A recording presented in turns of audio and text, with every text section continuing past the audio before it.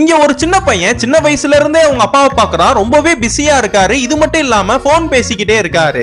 இதெல்லாம் பாக்குற இவனுக்கும் சின்ன வயசுல இருந்தே நம்ம அப்பா பிஸியாவே இருக்காரு, நம்ம அப்பா பெரிய பிசினஸ் மேனா இருப்பாருன்னு நினைச்சுக்கிறான். பாட்டிட்ட வந்து அப்பா என்ன வேலை பாக்குறாருன்னு கேட்டா அந்த வேலையை சொல்லாம அப்பா பெரிய பிசினஸ் பண்றாங்கன்னு சொல்றாங்க.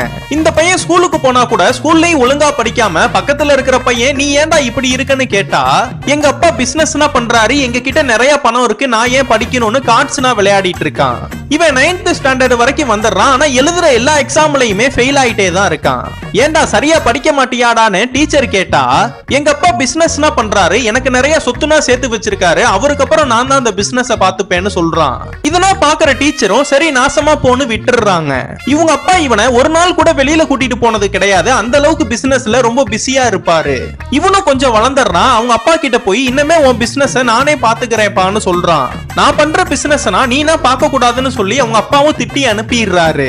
அப்படி என்ன பிசினஸ் பண்ணுவாருன்னு இவனும் ரொம்ப யோசிச்சுட்டு இருக்கிறப்ப திடீர்னு அவங்க அப்பாக்கு உடம்பு சரியில்லாம போயிடுது.